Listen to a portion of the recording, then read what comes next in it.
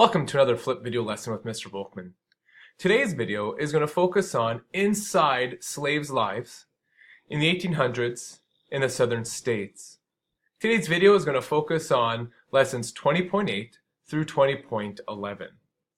Don't forget, this is an educational video, so please make sure that you pause the video if there's anything you don't understand. I do encourage you to take notes as well as you're watching the video. Let's begin. The first area of a slave's life I would like to focus on is the family and community that slaves had.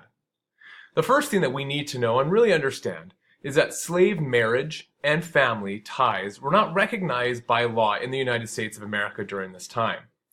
What this meant is that owners were free to break up marriages and families through selling of any individuals that they wanted. So some things that occurred, one, is that kids anywhere from the ages of 7 to 10 could be taken to live in separate cabins from their parents on the same plantation. So as much as you might get frustrated with your parents, can you imagine though being forcibly taken from where you're sleeping and living to another section away from your parents? And you might see them every once in a while, but you don't go to bed and sleep in the same house. Now imagine being 7 years old, or 8, or 9, or 10. That's like first, second, third, fourth, fifth grade. 10 to 20% of all marriages were also destroyed through sales. Destroyed not meaning that they're not married anymore, but destroyed meaning that the husband and wife are separate or separated forcibly from each other. They have no say in the fact that the husband or the wife has been sold to another plantation. So someone you love is forcibly taken from you, and there's nothing you can do about it. Kids also were sold from their parents, and this was common, unfortunately. About 1/3 of all kids grew up with only one parent because either one parent was sold or both parents were sold. Fathers and mothers could only see their kids and family on other plantations with permission from their owner. So they couldn't just get up and go, oh, I miss so-and-so, I'm going to go walk over and see them. And now they had to get permission first or they'd get in a lot of trouble. If this were to happen, if the child would be separated from their parents, blood relatives would take care of them, or if there was no relatives, complete strangers would take care of these children. Now, with how horrible it was in this situation to raise a family, to be married, slaves were still able to create a strong sense of family. In fact, if you think about it, they kind of had to. They were living this horrible life.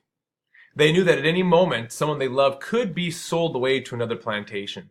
So in order to survive, you need a support system. And what better support system than to have a family? A couple ways that they were able to create a strong sense of family. First off is that they passed down family names. Now, normally, this family name would be their ancestors' owner's name. Not necessarily the owner who owned them then.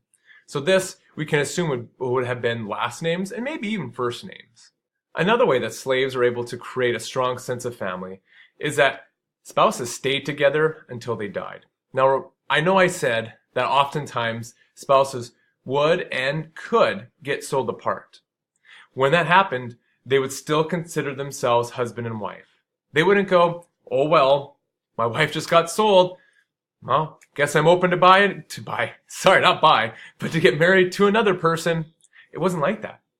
The person they married was a person that they were going to stay with.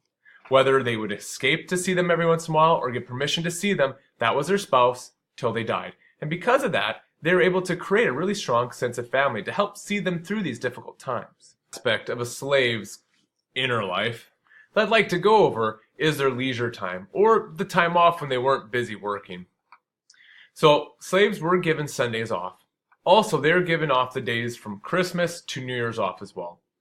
And during these times when they didn't have to work, some of the various activities they would do are playing games, having contests, doing side business. Now this side business would more than likely be with other slaves. Probably would have ended up trading different items as well, since they didn't necessarily get paid from their owners. There'd be singing and dancing. In fact, one article I read said that the owner knew that his slaves loved singing and dancing so much that he bought a fiddle for their slaves. Now, of course, this seems like the ultimate kindness, but again, these are human beings who are being treated like property. So of course, they're going to find joy in anything that they can. They'd have corn husking parties. They would tell stories and parables. The other thing they would do is that they would travel to other properties to see family. Which brings us to the next aspect of their leisure, is the fact that they were in fact allowed to leave to visit family on other properties. However, they did need to be back, ready to work. So what you would find is that a slave might leave their home Saturday night, and it was expected that they would return back to their plantation on Monday morning, and that they would be ready to do hard work. They were also allowed to go if it was expected that there would be no disturbances at the plantation they were visiting. Now, if a slave was gone for multiple days, they might be punished. Maybe they didn't come back till Tuesday. However, there'd be no alarm or worry until a slave was gone until Wednesday. For some reason, there was that extra day where an owner might go, they left Saturday night, it's now Wednesday morning, they're not back. And then they'd probably sound an alarm and start talking to neighbors if they'd seen this runaway slave, potentially. Another leisure activity that slaves took part in was religious meetings. Religious meetings, one of the reasons why it was such an important leisure activity is because it was the first introduction slaves had to education.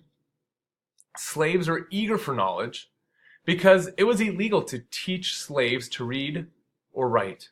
Slaves were not allowed to do that because there was this fear if a slave was able to read or write, they would rise up against their owners, and then there went the free labor. Slaves also used religious meetings as a place to meet and to encourage one another as well. I'd like to take a moment now to talk about slave churches. Now, slaves looked to God as a source of comfort. For them, God was the foundation for their life's purpose. He was a way through their praise and worship to get through the good and the bad times in their life. Now, most slaves' religious ideas and their faith was mixed with a deep longing for freedom. They felt definite kinship with the Israelites, who, if you may or may not know the story in the Old Testament, were held captive by the Egyptians and forced to work, much the same way as African Americans were and felt like. Now, I want to contrast this with the faith that the slave owners had, which you could say was a simple faith, but also very inconsistent. If you know anything about the Bible and the teachings of Jesus, most certainly would know that he would not look kindly upon the fact that one human being is treating another human being like property and treating them with as much disdain and unkindness as what a lot of Southern slave owners did.